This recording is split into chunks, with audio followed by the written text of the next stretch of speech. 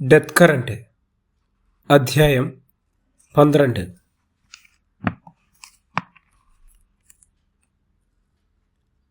അവൻ പതുക്കെ കരിയിലേക്ക് മീതെ കൂടെ വിൽബർട്ടിനെ ലക്ഷ്യമാക്കി ഷെൽട്ടറിലേക്ക് നീങ്ങി. വളരെ സൂക്ഷ്മതയോടെയാണ് ഓരോ ചൂടും വെച്ചത്. ഷാൻപീറും സംഘവും ജാഗരൂകരായി. ബ്ലാക്ക് ഡീമന്റെ ശ്രദ്ധ ആകർഷിക്കാനായി വിൽബർട്ടും അവന് നേർക്ക് തിരിഞ്ഞു കിടന്ന് വെപ്രാളം വെച്ചു. വേഗം കയറി വാ, നിന്റെ ഇര ഇവിടെയുണ്ട്. ആരെ സംശയിക്കണ്ട, ഇവിടെ തന്നെ കയറി വാ. ബ്ലാക്ക് ഡീമൺ അയാളെ തന്നെ ശ്രദ്ധിച്ചു നോക്കിക്കൊണ്ട് നീങ്ങി. അവൻ പാറവിടവിൻ്റെ മധ്യഭാഗത്തേക്ക് വന്നു. പ്രത്യേകം അടയാളപ്പെടുത്തിയ സ്ഥലത്തെത്തിയപ്പോൾ വിൽബർട്ട് അലറി ശബ്ദമുണ്ടാക്കി. അവൻ്റെ ശ്രദ്ധ അങ്ങോട്ട് തിരിഞ്ഞതും ക്രഫോർഡും ഷാൻപീറും കയറുകൾ വലിച്ചതും ഒപ്പം കഴിഞ്ഞു. പൊടുന്നനെ 2 കട്ടിത്തുണിശീല തിരശീലകൾ അവൻ്റെ ഇരുവശത്തും ഉയർന്നു. അവൻ കമ്പിക്കുടുക്കുകൾക്കുള്ളിലായി. ക്രിസ്റ്റഫർ! ഷാൻപിയർ അലറി. അർണോൾഡും ക്രിസ്റ്റഫറും ഇരുവശത്തു നിന്നും കമ്പിക്കുടുകൾക്കുള്ളിൽ നിന്നുള്ള കയറുകൾ ആഞ്ഞുവിരിച്ചു. അവൻ്റെ അരയ്ക്കും താഴെ നെഞ്ചിലും കമ്പി വളയങ്ങൾ മുറുകി കുടുക്കി വീണു. കരോൾ ലേസിയും കയർ വലിക്കാൻ അരനിമിഷം വൈകി. എങ്കിലും സർവ്വ കരുത്തുമെടുത്ത് വലിയിൽ കഴുത്തിലെ കമ്പിക്കൊടുക്ക് മുറുക്കുക തന്നെ ചെയ്തു. ഒരു കൈയൊഴികെ കഴുത്തിന് താഴോട്ടുള്ള ശരീരഭാവങ്ങൾ എണ്ണയിൽ കുതിർന്ന കട്ടിത്തുണികളും ചാക്കുകളും കൊണ്ട് പൊതിയപ്പെട്ടു കഴിഞ്ഞിരുന്നു. അവൻ അതിശക്തിയായി കുതറി. അതിന് തൊട്ടു മുമ്പ് എല്ലാവരും ചരടുകളെ പിടുത്തം വിട്ടു കഴിഞ്ഞു. ദേഹത്ത് പൊതിഞ്ഞ വസ്ത്രങ്ങൾ വലിച്ചു കീറാനുള്ള നീക്കമായിരുന്നു ബ്ലാക്ക് ഡീമൻ. ഷാൻപിയർ! ക്രഫോർഡ് പെട്രോൾ ടിന്നുമായി ചാടി എഴുന്നേറ്റുകൊണ്ട് വിളിച്ചലറി. അയാൾ പാറവിളമ്പിൽ നിന്നും ടിന്നിലെ പെട്രോൾ മുഴുവൻ താഴെ നിൽക്കുന്ന ചെകുത്താൻ്റെ ദേഹത്തേക്ക് കമിഴ്ത്തി. ഷാൻപിയർ ഞെടിയിടയിൽ ലൈറ്റുറിച്ച് പന്തം കൊളുത്തി അവൻ്റെ ദേഹത്തേക്ക് ഒഴിഞ്ഞു. ഒപ്പം അർണോൾഡും ക്രിസ്റ്റഫറും അതുതന്നെ ചെയ്തു. ഒരൊറ്റ ആളിക്കത്തൽ, അഗ്നിയുടെ ഇരമ്പം, 30 അടിയോളം ഉയരത്തിലെ തീജ്വാലങ്ങൾ, കാടുനടുക്കും വിധം അതിഭയാനകമായ ഒരലർച്ച. തീ ആളിയതും പാറവിളമ്പിൽ നിന്നും ക്രഫോർഡിൻ്റെ കാലിൽ അവൻ കയ്യെത്തിപ്പിടിച്ചതും ഒപ്പമായിരുന്നു. 15 അടിയോളം ഉയരം വരുന്ന ആ ഭീമൻ തീപ്പന്തം ചതുപ്പിനരികിലേക്ക് അലറിക്കൊണ്ട് തിരിഞ്ഞോടി. അവൻ ക്രഫോർഡിനെ പിടികൂടി. ഷാൻപിയർ നിലവിളിക്കും പോലെ പറഞ്ഞുകൊണ്ട് പാറയിൽ നിന്നും താഴേക്ക് ചാടി. പുറകെ ക്രിസ്റ്റഫറും ആർണോൾഡും. പാഞ്ഞു പോകുന്ന തീജ്വാലകൾക്ക് പിന്നാലെ അവർ ഓടിക്കൊണ്ടിരുന്നു. ക്രഫോർഡിനെ അവൻ ഒരു കൈയിൽ ഉയർത്തിപ്പിടിച്ചിരിക്കുന്നത് കാണാമായിരുന്നു. ക്രഫോർഡ്! ക്രഫോർഡ്! ഷാൻപിയർ ഉച്ചത്തിൽ വിളിച്ചു. ചതുപ്പിൻ്റെ കരയിലെത്തിയപ്പോൾ ബ്ലാക്ക് ഡീമൺ ക്രഫോർഡിനെ ചളിയിലേക്ക് വലിച്ചെറിഞ്ഞു. അവൻ്റെ ശരീരത്തെ പൊതിഞ്ഞ് അപ്പോഴും തീ ആളിക്കത്തിക്കൊണ്ടിരിക്കുന്നതും പരിസരം പ്രകാശമാനമാക്കിയിരുന്നു. ഇടവിട്ടിടവിട്ടുള്ള പാറകളിലൂടെ ചതുപ്പിന് മീതെ അവൻ ഗുഹയെ ലക്ഷ്യമാക്കി ചാടി. ചതുപ്പിൻ്റെ പകുതിയോളം എത്തിയപ്പോഴേക്കും അവൻ നിന്നു. ശരീരം നിലതെറ്റി അങ്ങോട്ടും ഇങ്ങോട്ടും ഉലഞ്ഞാടി. അതിഭയങ്കരമായ ഒരലർച്ചയോടെ അവൻ ചതുപ്പിലേക്ക് വീണു. വീഴ്ചയിൽ തന്നെ കഴുത്തോളം ചെളിയിൽ മൂടിപ്പോയി. ഒരു കൈകൊണ്ട് അവൻ ചതുപ്പിൽ തുഴഞ്ഞു നിൽക്കാൻ ശ്രമിച്ചു. ചെളിക്കായൽ വല്ലാതെ ഇളകി. ഇതിനകം കരോൾ ലൈസ പന്തം കൊളത്തിപ്പിടിച്ച് ചതുപ്പിൻ കരയിലേക്ക് ഓടിയെത്തി. എല്ലാവരും ചതുപ്പിലേക്ക് ഉറ്റുനോക്കി. മെല്ലെ മെല്ലെ അവൻ്റെ കരിഞ്ഞ മുഖവും തലയും ചെളിയിൽ താണു. പെട്ടെന്ന് ചെളിയിലൊന്ന് കുതിച്ച് തലയുയർത്തിയിട്ട് ഇടിവെട്ടും വിധം ഒരലർച്ച. ദിഗന്ധങ്ങൾ മറ്റൊളി കൊണ്ടു. അരനിമിഷത്തകം തല വീണ്ടും താണ് താലിനു മീതെ ചെളി ഓളം വെട്ടി. വലിയ കുമിളകൾ മുകളിലേക്ക് ഉയർന്നു കൊണ്ടുവരുന്നു. ഒടുവിലത് നിലച്ചു. ചെളിക്കായലിൻ്റെ ഇളക്കം അവസാനിച്ചു. ശാന്തത. അവൻ്റെ കാര്യം കഴിഞ്ഞു. ഷാൻപിയർ അവിശ്വസനീയതയോടെ മന്ത്രിച്ചു. ആർക്കും അത് വിശ്വസിക്കാൻ കഴിഞ്ഞില്ല. അനേകം വർഷങ്ങളായി ഡെത്ത് കറന്റിൻ്റെ നടുവിലെ ദ്വീപിൽ വന്നിറങ്ങിയ മനുഷ്യരെ കൊന്നു ഭക്ഷിച്ചുകൊണ്ടിരിക്കുന്ന ബ്ലാക്ക് ഡീമൺ ചതുപ്പിൽ മുങ്ങിച്ചത്തു കഴിഞ്ഞു നിന്നു. ലോകം മുഴുവൻ കേൾക്കെ അലറിച്ചിരിക്കാനോ പൊട്ടിക്കരയാനോ ഉള്ള വിമ്പൽ. ഹൃദയം വീർപ്പ് മുട്ടി വീണ്ടും പൊട്ടുന്നു. എന്നിട്ടും നിശ്ചലരായി നിസ്സംഗതരായി അവർ ചതുപ്പിലേക്ക് നോക്കി നിന്നു. ഷാൻപിയർ ക്രഫോർഡിൻ്റെ പരീക്ഷണമായി വിളിയച്ച അവരെ ഉണർത്തി. ദൈവമേ, ക്രഫോർഡ്! ഷാൻപിയർ ലൈസയുടെ കയ്യിൽ നിന്നും പന്തവും വാങ്ങി ശബ്ദം കേട്ട ദിക്കിലേക്ക് ഓടി. കരയിൽ നിന്നും 20 അടിയോളം അകലെ ചതുപ്പിൽ പ്രാണപരാക്രമത്തിൽ തുഴഞ്ഞു നിൽക്കാൻ ശ്രമിക്കുകയാണ് ക്രഫോർഡ്. ഷാൻപിയർ, എന്നെ രക്ഷപ്പെടുത്താൻ നോക്കണ്ട, ഞാനിവിടെ തന്നെ. അയാളുടെ ശിരസ് മാത്രമേ ചെളിക്ക് മുകളിലുള്ളൂ. മുഖത്താകെ തീപ്പൊള്ളൽ. തലമുടി കരിഞ്ഞു പോയതായിരിക്കും. ക്രഫോർഡിനെ ചതുപ്പിൽ നിന്നും രക്ഷപ്പെടുത്തുക അസാധ്യമാണെന്ന് ഷാൻപിയറിന് മനസ്സിലായി. അതികഠിനമായ ഹൃദയവ്യവസ്ഥയോടെ അയാൾ ക്രഫോർഡിനെ നോക്കി. സാരമില്ല ഷാൻപിയർ, ചതുപ്പിനടിയിൽ അവനൊരു കൂട്ട് വേണമല്ലോ. അത് ഞാനായിക്കൊള്ളാം. അല്ലെങ്കിലും ജൂലിയൻ മരിച്ച ശേഷം അവനോട് പ്രതികാരം ചെയ്യണമെന്നല്ലാതെ ജീവിക്കണമെന്ന് ഞാൻ ആഗ്രഹിച്ചില്ല. ക്രഫോർഡ് നന്നെ അവശനായി കഴിഞ്ഞിരുന്നു. അയാളുടെ ശബ്ദം തളർന്നു കഴിഞ്ഞിരുന്നു. നമ്മൾ അവനെ നശിപ്പിച്ചു ഷാൻ. നമ്മൾ പകരം വെട്ടി. നമ്മുടെ സ്നേഹിതരുടെ രക്തത്തിന്, അവൻ കൊന്നുതന്ന ഓരോ മനുഷ്യൻ്റെയും രക്തത്തിന് നമ്മൾ അവനെ കൊന്നു. അവൻ ചാവുന്നത് കാണാനുള്ള മഹത്തായ ഭാഗ്യം എനിക്കുണ്ടായി. അത് മതി. ചെളി കഴുത്തിനെ മൂടി ക്രിസ്റ്റഫർ. ഇനി നിനക്കൊരു പ്രതിയോഗിയില്ല. നമ്മൾ തമ്മിൽ പകയില്ല. എല്ലാം അവസാനിച്ചു. യാത്ര. ഒരു നിമിഷത്തിനു ശേഷം ഷാൻ, കരോൾ, അർണോൾഡ് എല്ലാവരും അടുത്ത പൗർണമി നാൾ സാൻ ഫ്രാൻസിസ്കോ. മഹത്തായ ഒരു സാഹസിക യജ്ഞത്തിൽ ക്രഫോർഡ് ഒരു ധീരനെപ്പോലെ മരിച്ചുവെന്ന് ബന്ധുക്കളോടും സ്നേഹിതരോടും ഒക്കെ അയാളുടെ വായിലേക്ക് ചെളി അടിച്ചു കയറി. അയാളുടെ വായും മൂക്കും ചെളിയിൽ മൂടി. 2-3 തവണ അയാൾ തല കുലുക്കി പിടച്ചു. കണ്ണുകൾ അവസാനമായി അവരുടെ നേർക്ക് തിരിഞ്ഞു. ചെളി ക്രഫോർഡിൻ്റെ ശിരസിനെ മൂടിക്കളഞ്ഞു. ഉപരിതലത്തിൽ ചെറുചലങ്ങൾ, ചെറുകുമിളകൾ, പിന്നെ എല്ലാം ശാന്തമായി. ക്രിസ്റ്റഫർ ഭ്രാന്ത് പിടിച്ചതുപോലെ തൻ്റെ കോട്ട് വലിച്ചു കീറി. അഗാധമായ വേദനയുടെ ഒരു പരുക്കൽ തേങ്ങൽ അയാളിൽ നിന്ന് ഉയർന്നു. അയാൾ കൂടാരത്തിലേക്ക് തിരിച്ചു നടന്നു. അധ്യായം 31. കടലിൽ വെള്ളിയുരുക്കി ഒഴിക്കുന്ന നിലാവ്. കാലത്തിൻ്റെ കൈകൾ പോലെ കരകളെ മാടി വിളിക്കുന്ന തിരമാല. കടലിൽ ഉയർന്നു പൊന്തിയ കരിമ്പാറക്കൂട്ടങ്ങൾ. കപ്പലുകളുടെ ശ്മശാനത്തിൽ നിൽക്കുമ്പോൾ ഷാൻപിയറിൻ്റെ മനസ്സിൽ അനേകം ഓർമ്മകൾ പൊന്തി വന്നു. ഏതാനും മാസങ്ങൾക്ക് മുമ്പ് 13 പേരടങ്ങുന്ന സാഹസിക സംഘയാത്രത്തെ സംഘത്തെയും ഹണ്ടർ ദ്വീപിലെടുത്തതും അയാൾ ഓർത്തു. ഒരു വശത്തേക്ക് ചരിഞ്ഞുപോയ ലോഞ്ച് മന്ദം മന്ദം കരുക്കടയ്ക്കുന്നത് കാണാമെന്ന് തോന്നി. സാൻ ഫ്രാൻസിസ്കോയിലേക്ക് തനിയെ യാത്ര തിരിച്ച് ഭാര്യയുടെ കൊച്ചു ചങ്ങാടം തിരമാലകളിൽപ്പെട്ടി ചാഞ്ചാടി നീങ്ങുന്നതും. മൃതിയുടെ ഭയാനകമായ ശാന്തത അന്നെല്ലാം ദ്വീപിനെ ചൂഴ്ന്നു നിന്നിരുന്നു. ഇന്ന് എല്ലായിടത്തും നിറഞ്ഞ ശാന്തത, സ്വച്ഛത. യാത്രാ സംഘത്തിലുണ്ടായിരുന്നവരിൽ 8 മനുഷ്യർ കാലത്തിൻ്റെ ഇരുണ്ട ഗുഹാന്തരത്തിൽ അപ്രത്യക്ഷമായി. ഇനി ശേഷിക്കുന്നത് 5 പേർ. ക്രഫോർഡിൻ്റെ മരണം. അവസാനത്തെ ഇര. അയാളുടെ ആത്മാവിന് നിത്യതയിലിരുന്ന് ആശ്വസിക്കാനാവുന്നുണ്ടെന്ന് തോന്നൽ. പ്രതികാരം ചെയ്യാൻ അയാൾക്ക് കഴിയും. എങ്കിലും ആ പരുക്കൻ ശബ്ദം, തുളഞ്ഞു കയറുന്ന നോട്ടം, മുഴക്കമേറിയ ചിരി, അതൊന്നും ശിക്ഷിക്കപ്പെടുന്നില്ല. രക്ഷപ്പെടാൻ വിധിക്കപ്പെട്ടവർ 5 പേർ. പൗർണമിക്ക് ഇനി 9 ദിവസമേ ഉള്ളൂ. അതിനുള്ളിൽ ചങ്ങാടത്തിൻ്റെ പണി തീരണം. ക്രിസ്റ്റഫർ പറഞ്ഞു. 5 ദിവസമായി പണി ആരംഭിച്ചിട്ട്. ഇതിനകം നേരത്തെ വെട്ടിയിട്ടിരുന്ന തടികൾ ചങ്ങാടത്തിൽ അളവിനൊപ്പിച്ച് മുറിച്ചു. ചട്ടത്തിൽ ഉറപ്പിക്കുന്ന പണി കഴിഞ്ഞിരുന്നു. അടിമരം തീർന്നു. ഇനി പണികൾ വളരെയധികം ബാക്കിയാണ്. ക്രിസ്റ്റഫറും അൽനോടും ഷാൻപിയറും കഠിനമായി അധ്വാനിച്ചിരുന്നു. ഇതിനിടയിൽ ഭക്ഷണത്തിലുള്ള വക തേടേണ്ടതും അവരുടെ ചുമതലയായി. മീൻപിടുത്തത്തിൽ കരോൾ ലൈസിയും സഹായിച്ചിരുന്നു. എല്ലാവർക്കും വേണ്ടി ഭക്ഷണം പാകം ചെയ്യേണ്ട ജോലിയും അവരുടേതായി. ചങ്ങാടത്തിൻ്റെ പണി കഴിഞ്ഞ് രാത്രികളിൽ ക്രിസ്റ്റഫറും ഷാൻപിയറും കൂടി മീൻ പിടിക്കാൻ പോകും. ചില രാത്രികളിൽ പന്തം കൊളുത്തിവെച്ച് ചങ്ങാടത്തിൻ്റെ പണികൾ നടത്തുകയുണ്ടായി. ഇനി 9 ദിവസം. ഷാൻപിയർ മന്ത്രിച്ചു. കരോൾ ലൈസിയും അർണോൾഡും ചൂണ്ടയിട്ട് മീൻ പിടിക്കുകയാണ്. വിൽബർട്ട് രക്ഷപ്പെടുന്ന കാര്യം സംശയമാണ്, ക്രിസ്റ്റഫർ പറഞ്ഞു. അത് കുറെ കടുത്ത പരീക്ഷണമായി പോയി. അയാൾക്ക് രക്ഷപ്പെടാൻ വളരെയധികം ആഗ്രഹമുണ്ട്. നമുക്കെന്ത് ചെയ്യാൻ കഴിയും? നിലാവ് വങ്ങിയപ്പോൾ 4 കൂടാരത്തിലേക്ക് തിരിച്ചു നടന്നു.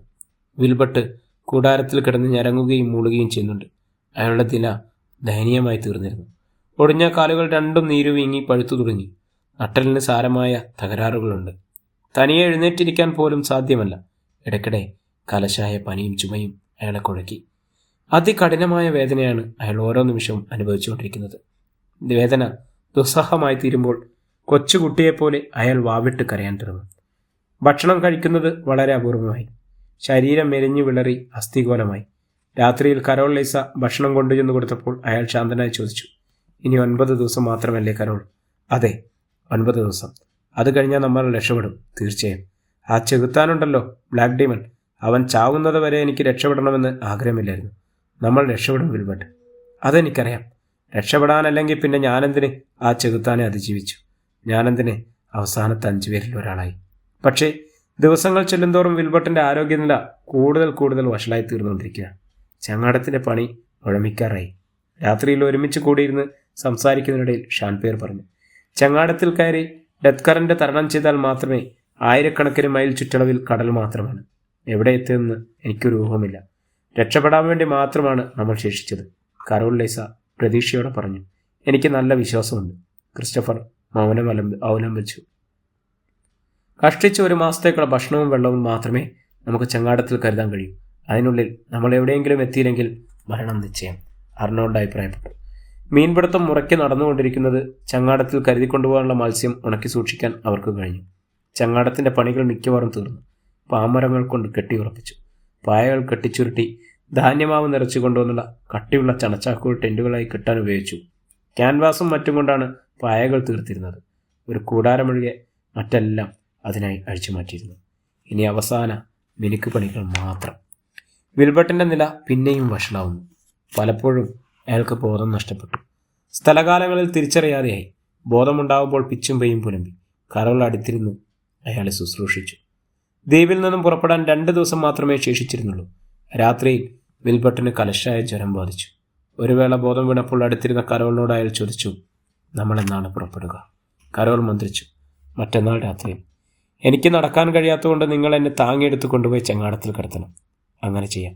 സാൻ ഫ്രാൻസിസ്കോവിൽ എത്തുമ്പോൾ ഈ ഉപകാരത്തിന് എൻ്റെ ബന്ധുക്കൾ എത്ര പ്രതിഫലം വേണമെങ്കിലും തരും. പ്രതിഫലത്തിന് വേണ്ടിയാണോ വിൽബർട്ട് നമ്മൾ ഇത്ര നാൾ പിടിച്ചു നിന്നത്? മരിക്കാൻ എനിക്കിഷ്ടമല്ല കരോൾ. എനിക്ക് സാൻ ഫ്രാൻസിസ്കോവിൽ എത്തണം. എനിക്കും ജീവിക്കണം. വിൽബർട്ട് പിഞ്ചു കുഞ്ഞിനെ പോലെ വിങ്ങിപ്പൊട്ടി. കരോൾ വല്ലായ്മയോടെ അയാളെ നോക്കിയിരുന്നു. അർദ്ധരാത്രി കഴിഞ്ഞപ്പോൾ വിൽബർട്ടിൻ്റെ ജ്വരം മൂർജിച്ചു. അയാൾ വാശി പിടിച്ച് കരയുകയും പരാതി പറയുകയും ചെയ്തുകൊണ്ടിരുന്നു. പിറ്റേന്ന് രാവിലെ രോഗത്തിന് അല്പം ശമനം കണ്ടു. തന്നെ ചങ്ങാടത്തിൽ കൊണ്ടുപോയി കിടത്തണമെന്ന് അയാൾ ആവശ്യപ്പെട്ടു. ഒടുവിൽ കൊഞ്ചിക്കരഞ്ഞു തുടങ്ങി. എന്നെ അതിൽ കൊണ്ടുവന്ന് കിടത്ത്. ഞാൻ മരിക്കുകയാണെങ്കിൽ അത് ചങ്ങാടത്തിൽ വച്ചായിരിക്കണം. ക്രിസ്റ്റഫറും ഷാൻപിയറും അർണോൾഡും കൂടി അയാളെ താങ്ങിയെടുത്ത് കടൽക്കരയിൽ പണി തീർത്തിട്ടിരിക്കുന്ന ചങ്ങാടത്തിൽ കൊണ്ടുവന്ന് കിടത്തി. തൻ്റെ വയലിൻ അരികിൽ വയ്ക്കണമെന്ന് ആവശ്യവും അവർ സാധിച്ചു കൊടുത്തു. ഞാൻ മരിച്ചുപോയാൽ ഈ വയലിൻ നിങ്ങൾ സാൻ ഫ്രാൻസിസ്കോവിൽ കൊണ്ടുവന്ന് എൻ്റെ ബന്ധുക്കളെ ഏൽപ്പിക്കണം. ഷാൻപിയർ അങ്ങനെ ചെയ്യണമെന്ന് സമ്മതിച്ചു. ചങ്ങാടം വളരെ ഭംഗിയായിരിക്കുന്നുവെന്നും അത് സാൻ ഫ്രാൻസിസ്കോവിൽ നീന്താൻ കഴിവുണ്ടെന്നും വിൽബർട്ട് പറഞ്ഞു. ചങ്ങാടത്തിന് മീതെ അയാൾ ശാന്തനായി കിടന്നു.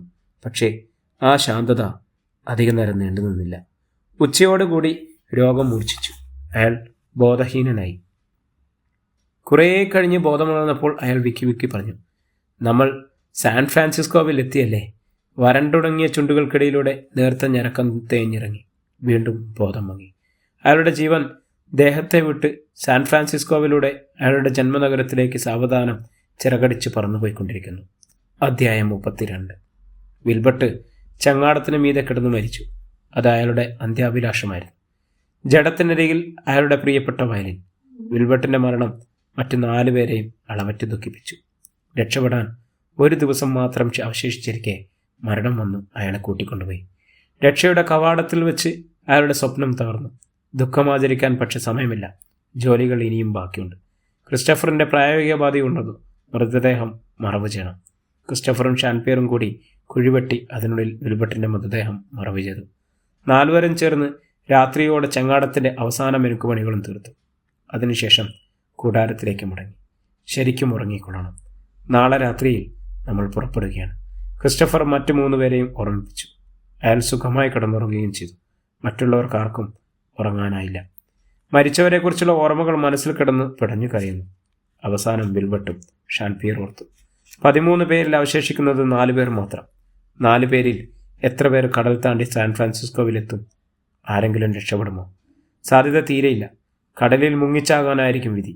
എങ്കിലും ലക്ഷ്യവും പ്രതീക്ഷയുമുണ്ട്. നാളെ പുറപ്പെടുന്നു. തുള്ളിച്ചാടി ആഹ്ലാദിക്കേണ്ടതാണ്. പക്ഷേ നിർവികാരത, നിസ്സംഗരത. യാത്ര മരണത്തിലേക്കോ ജീവിതത്തിലേക്കോ ഒന്നും നിശ്ചയമില്ല. ഷാൻപിയർ അസ്വസ്ഥനായി എഴുന്നേറ്റു. അർണോൾഡും ക്രിസ്റ്റഫറും ഗാഠനിദ്രയിൽ. ഷാൻപിയർ പുറത്തേക്കിറങ്ങുന്നത് കണ്ട് ഉറങ്ങാതെ കിടക്കുകയായിരുന്ന കരോളും എഴുന്നേറ്റ് ചെന്നു. പുറകിൽ അനക്കം കേട്ട് ഷാൻപിയർ തിരിഞ്ഞു. നീ ഉറങ്ങിയില്ലേ? എന്തുകൊണ്ടാണ് ഷാൻ ഉറങ്ങാത്തത്? എനിക്കറിഞ്ഞൂടാ. അയാൾ നിഴലുകളെയും നിലാരശ്മികളെയും ചവിട്ടിമതിച്ച് നടന്നു. പിന്നാലെ കരോൾ ലേസിയും. പുൽത്തകടിയിലൂടെ അവർ കുന്നൻ ചെരുവിലേക്ക് നടന്ന് സാവധാനം കുന്നുകയറി മുകളിലെത്തി. 2 പേരും ഒന്നും സംസാരിച്ചിരുന്നില്ല. ഷാൻപിയർ വല്ലാതെ അസ്വസ്ഥനാണെന്ന് ലേസയ്ക്ക് മനസ്സിലായി. അവൾ അവളുടെ അടുത്ത് ചേർന്നു നിന്നു. അയാളുടെ കരം ഗ്രഹിച്ചു. വിരലുകൾ തമ്മിൽ പിണച്ചു. പുൽപ്പരപ്പ്. താഴെ നീലനിലാവിൽ മുങ്ങിയ കാടുകൾ, നിശ്ചലമായ പുൽമേടുകൾ, കരിമ്പാറക്കെട്ടുകൾ. ദൂരെ ചുറ്റോടു ചുറ്റും നിലാവിൽ തിളങ്ങുന്ന കടൽ. അഗാധമായ ശാന്തതയിൽ ഉറങ്ങുന്ന പ്രകൃതി. നന്മയും സമാധാനവും വിളംബരം ചെയ്തുകൊണ്ട്. ദ്വീപിൻ്റെയും കടലിൻ്റെയും വിദൂര ചക്രത്തിലൂടെയോ ദൃശ്യം ആത്മാവിൽ പതിയുന്നത് പോലെ. എവിടെ നിന്നോ ഊറി വരുന്ന വിഷാദാനുഭൂതികൾ. നമ്മൾ നാളെ രാത്രിയിൽ യാത്ര തിരിക്കുകയാണ് കരോൾ. തോളിലൂടെ കൈയിട്ട് അവളെ ചേർത്ത് പിടിച്ചുകൊണ്ട് അയാൾ പറഞ്ഞു. കരോൾ അയാളിലേക്ക് കൂടുതൽ ചേർന്ന് നിന്നതേയുള്ളൂ. ഒന്നും പറഞ്ഞില്ല. അവസാനത്തെ 4 പേരിൽ ഉൾപ്പെടാൻ കഴിഞ്ഞു. എനിക്കും നിനക്കും അതൊരു വലിയ ഭാഗ്യമാണ്. കടലിലൊരു ദുർവിധി നമ്മളെ ഗ്രസിക്കുന്നില്ലെങ്കിൽ കടലിൽ വെച്ച് ദുരന്തമുണ്ടായാൽ നമ്മളായിരിക്കും നമ്മുടെ മരിച്ചുപോയ 9 സ്നേഹിതരേക്കാൾ നിർഭാഗ്യം. ഷാൻ പിയർ അവളെ അണച്ചു പിടിച്ച് ചുംബിച്ചു. രശ്മികൾ അവർക്ക് മീതെ പെയ്തുകൊണ്ടിരുന്നു. അതിരാവിലെ ക്രിസ്റ്റഫർ ഉണർന്നു. മറ്റുള്ളവരെ വിളിച്ചുണർത്തി. 4 പേരും കടൽക്കരയിലെത്തി. ഇരുളൻ തടികൾക്ക് മീതെ ചങ്ങാടം വലിച്ച് കടലിലിറക്കി. വെള്ളത്തിൽ അത് എങ്ങനെ പെരുമാറുന്നുവെന്ന് അറിയണം. എല്ലാ വശത്തേക്കുമുള്ള ഭാരം തുല്യമായി ക്രമീകരിക്കണം. അതെല്ലാം വേഗത്തിൽ കഴിഞ്ഞു. ഇവൾ ശക്തിയാണ്, അതേസമയം സൗമ്യം. ചങ്ങാടത്തിന്റെ അരികുകളിലൂടെ നടന്നുകൊണ്ടിരുന്ന ക്രിസ്റ്റഫർ പറഞ്ഞു. സന്ദർഭോചിതമായി പ്രവർത്തിക്കാനുള്ള ബുദ്ധി കൂടി അവൾക്കുണ്ടായാലും മതി. ദ്വീപിലേക്ക് വന്നപ്പോൾ ലോഞ്ച് കരക്കടുപ്പിച്ച ഭാഗത്ത് അവർ ചങ്ങാടം കെട്ടിയിട്ടു. അതിനുശേഷം ചങ്ങാടത്തിൽ കൊണ്ടുപോകേണ്ട സാധന സാമഗ്രികൾ കൂടാരത്തിൽ നിന്ന് ചുമന്നെത്തിക്കുന്ന ജോലിയിലേർപ്പെട്ടു. ഭക്ഷ്യസാധനങ്ങൾ, ശുദ്ധജലം, വസ്ത്രങ്ങൾ മുതലായ കോമ്പസുകളും റേഡിയോ ട്രാൻസ്മിറ്ററുകളും വെച്ചിട്ടുണ്ട്. ക്രിസ്റ്റഫർ പറഞ്ഞു. ഡെത്ത് കറന്റിൽ നിന്നും പുറത്തു കടക്കാൻ സാധിച്ചാൽ നമുക്കിതുകൊണ്ട് ഉപകാരമുണ്ടായേക്കും. എല്ലാ ഒരുക്കങ്ങളും പൂർത്തിയായി. കപ്പലുകളുടെ ശ്മശാനത്തിൽ നിൽക്കുകയായിരുന്ന കരോൾ ലൈസിയും ക്രിസ്റ്റഫറും. ഈ ദ്വീപിൽ നിന്നും തിരിച്ചു പോകാൻ ഭാഗ്യം സിദ്ധിച്ച ആദ്യത്തെ മനുഷ്യരാണ് നമ്മൾ, ക്രിസ്റ്റഫർ പറഞ്ഞു. കരോൾ വികാരഭരിതയായി കാണപ്പെട്ടു. നീ ഭാഗ്യവതിയാണ് കരോൾ. ദ്വീപിലിറങ്ങിയ 4 പെൺകുട്ടികളിൽ നിനക്ക് മാത്രമാണ് തിരിച്ചു പോകാൻ ഭാഗ്യമുണ്ടായത്. ഈ ഭാഗ്യം എല്ലായ്പ്പോഴും നിന്നെ രക്ഷിക്കും. എനിക്കതിൽ അളവറ്റ സന്തോഷമുണ്ട്. നീ ഒരു നല്ല കുട്ടിയാണ്. എനിക്ക് സ്നേഹം തോന്നിയിട്ടുണ്ട്. അപൂർവം ചിലരിൽ ഒരാൾ. നിനക്ക് നന്മയുണ്ടാവും. കരോൾ അയാൾക്ക് നന്ദി പറഞ്ഞു. ഷാൻ പിയർ നല്ല ചെറുപ്പക്കാരനാണ്. അയാളോടൊത്ത് നിനക്കൊരിക്കലും ദുഃഖിക്കേണ്ടി വരില്ലെന്ന് എനിക്ക് തോന്നുന്നു. അയാൾക്ക് ലോകത്തോടും ജീവിതത്തോടും മനുഷ്യരോടും സ്നേഹമുണ്ട്. വേണ്ടത്ര ബുദ്ധികൂർമ്മതയുമുണ്ട്. നന്മ നിറഞ്ഞ ജീവിതം മാത്രമേ അയാളും ആഗ്രഹിക്കുന്നുള്ളൂ. ക്രിസ്റ്റഫർ, കരോൾ വികാര വൈശ്വര്യത്തോടെ വിളിച്ചു. സാൻ ഫ്രാൻസിസ്കോവിൽ എത്തിക്കഴിഞ്ഞാൽ നിങ്ങൾ നല്ലവനായി ജീവിക്കുമെന്ന് എനിക്ക് വാക്കുതരാമോ? ക്രിസ്റ്റഫറിനെ പോലെയാണ് ഞാൻ ജീവിക്കുന്നത്. ക്രിസ്റ്റഫറിൻ്റെ ജീവിതമാണിത്. ഇതിൽ നീ തിരുത്തുകളില്ല. പിന്നെ സാൻ ഫ്രാൻസിസ്കോവിൽ എത്തുന്ന കാര്യം ഞാൻ ഒരിക്കലും അവിടെ എത്തുകയില്ല കരോൾ. എനിക്കറിയാം. ഞാൻ ഈ കടൽ യാത്രയെ അതിജീവിക്കുകയില്ല. കരോൾ ചോദ്യഭാവത്തിൽ അയാളെ നോക്കി. അവളുടെ മിഴികളിൽ ഉത്കണ്ഠ നിറഞ്ഞു. എന്നെ സംബന്ധിച്ച് ഇനി പ്രതീക്ഷയില്ല. പക്ഷെ നിങ്ങളുടെ കാര്യം അതല്ല. എനിക്കത് വിശദീകരിക്കാൻ സാധിക്കില്ല. വിധിയുടെ വിളിയച്ച ഞാൻ കേട്ടു തുടങ്ങി. അയാൾ കൈകൾ തൂക്കിയിട്ട് ഭാരം ചുമന്ന് തളർന്നവനെ പോലെ ചുമൽ വളച്ച് കൂടാരത്തിലേക്ക് തിരിച്ചു നടന്നു. കുമിളകൾ നുരയുന്ന ചതുപ്പ്. സായാഹ്നത്തിൽ 4 പേരും ദ്വീപിൽ ചുറ്റി നടക്കാനിറങ്ങി. ഇന്ന് രാത്രിയിൽ യാത്ര പുറപ്പെടുകയാണ്. വീണ്ടും എല്ലാം കാണാനൊരാഗ്രഹം. പുൽത്തകടിയിലും കാട്ടിലും മേടുകളിലും അവർ നടന്നു. ആദ്യം ടെൻറ്റുകളടിച്ചിരുന്ന ഭാഗത്തെത്തിയപ്പോൾ ഓരോരുത്തരും ഓർമ്മകളിൽ മുഴുകി. പഴയ കൂടാരങ്ങൾ കാണണമെന്ന് തോന്നി. 13 സ്നേഹിതർ ഒന്നിച്ച് ജീവിച്ച കൂടാരങ്ങൾ. നടുക്കം പോലെ ഓരോ മരണങ്ങളുടെ ഓർമ്മ. ഫ്രെഡറിക്സിൻ്റെയും ആലിസിനെയും കൊന്നത് ഫ്രെഡറിക്സിൻ്റെ മരണം, കാതറിൻ്റെ ആത്മഹത്യ, വെർജീനിയയുടെ മരണം, അതിൻ്റെ തുടർച്ചയിൽ കുഴഞ്ഞു വീണ റാൾഫും ഭാര്യയും ജൂലിയനും വിൽബർട്ടും ക്രഫോർഡും. എല്ലാം ദുസ്വപ്നങ്ങൾ പോലെ. ദുസ്വപ്നങ്ങളുടെ രാത്രിയിൽ ദ്വീപിൽ എന്നേക്കുമായി അവസാനിക്കുന്നു. സന്ധ്യ. പടിഞ്ഞാറൻ ചക്രവാളത്തിൻ്റെ കടും ചുവപ്പ്. രക്തം കുടിച്ചു ചീർത്ത പോലെ മേഘനിരകൾ. ചക്രവാളത്തിലിരുന്നൊരുമുന്ന കടൽ ചെന്തിക്കനലുകൾ പോലെ ഇളകുന്നു. കുന്നിൻ മുകളിൽ നിന്നും അവർ കിഴക്ക് ദിക്കിലേക്ക് നോക്കി. കിഴക്കേ കടൽ വക്കിൽ വിളറിയ തങ്കനിറം. ചക്രവാളത്തിനും ചന്ദ്രോദയം ഉടനെ ഉണ്ടാവും. അത് കാണണം. അതാണ് രക്ഷയുടെ അടയാളം. ദ്വീപിന് ചുറ്റും കടലിരമ്പുന്നു. കാടുകളിൽ കാറ്റിളകുന്നു. സന്ധ്യാപ്രകാശത്തിൽ മുങ്ങിയ ദ്വീപിൻ്റെ ദൃശ്യം. കടൽ വക്കിൽ പൂർണ്ണ ചന്ദ്രൻ ഉയർച്ചുയർന്നു. ഒരു വലിയ പൊന്തളിക. കടലിൻ്റെ പ്രകാശോദ്ധാരണി. പടിഞ്ഞാറ് സദ്യയിരുണ്ടു. മേഘങ്ങൾ കരുവാളിച്ചു. കടലിന് മീതെ കറുത്ത മഷി പടർന്നു. ചങ്ങാടത്തിൻ്റെ കെട്ടഴിക്കുമ്പോൾ അർണോൾഡിൻ്റെ കൈ വിറച്ചു. ഏറ്റവും അവസാനം ഷാൻ പിയറും ചങ്ങാടത്തിൽ കയറി. അല്പദൂരം തുഴഞ്ഞു. ഇനി സാരമില്ല. വേലിയിറക്കം ആരംഭിച്ചതുകൊണ്ട് കടലിലേക്ക് കടക്കാൻ എളുപ്പമാണ്. കടലിൽ ഉയർന്നു നിൽക്കുന്ന കരിമ്പാറക്കെട്ടുകൾക്കിടയിലൂടെ അവർ അപ്പുറം കടന്നു. ഷാൻ പിയറും ക്രിസ്റ്റഫറും കൂടി പായകൾ വിരിച്ചു കെട്ടി. പായകൾ കാറ്റു നിറഞ്ഞു വീർത്തു. സുഗമമായ നീക്കം. അനുകൂലമായ കാറ്റും കടലൊഴുക്കും. കടലിൽ വീണ് നുള്ളിത്തുളുമ്പുന്ന നിലാവ്. ആകാശം നിറയെ നക്ഷത്രങ്ങൾ. ഞങ്ങൾ തിരിച്ചു പോകുന്നു. യാത്ര. 4 പേരും ദ്വീപിനു നേർക്ക് കൈവീശി. 9 ജീവിതങ്ങളെ നീ പിടിച്ചു വാങ്ങി. ഞങ്ങളുടെ പ്രിയപ്പെട്ട സ്നേഹിതരെ നീ കുരുതിയെടുത്തു. ഷാൻ പിയർ പിറുവിറുത്തു. അകന്നു പോകുന്തോറും ദ്വീപ് ചുരുങ്ങി ചുരുങ്ങി ചെറുതായിക്കൊണ്ടിരിക്കുന്നു. അത് വല്ലാതെ ഇരുണ്ട് കാണപ്പെട്ടു. നിഗൂഢ രഹസ്യങ്ങളെ ഉൾക്കൊള്ളുന്ന മരണസങ്കേതം പോലെ. ദ്വീപ് ഒരു പൊട്ടുപോലെയായി. അത് മറഞ്ഞു. കരോൾ ലൈസ വിഷാദത്തോടെ പറഞ്ഞു. വേദനിക്കുന്ന 9 ആത്മാക്കൾ ദ്വീപിന്റെ കടൽക്കരയിൽ വന്നു നിന്ന് യാത്രാമംഗളങ്ങൾ നേരിടുന്നെന്ന് തോന്നി. 9 പേരുടെ നിര. ഹാരിസ് മുതൽ വിൽബർട്ട് വരെ. കരോളിൻ്റെ കണ്ണുകൾ നിറഞ്ഞൊഴുകി. പ്രിയമുള്ളവരെ, ഈ അധ്യായം ഇവിടെ തുടരുകയാണ്. നമ്മുടെ 4 സാഹസികർ സാൻ ഫ്രാൻസിസ്കോവിൽ എത്തുമോ എന്നുള്ള അത്യന്താകാശിതമായ ഏറ്റവും ആകാംക്ഷ നിറഞ്ഞ അധ്യായങ്ങളാണ് അടുത്ത അധ്യായം മുതൽ വരുന്നത്.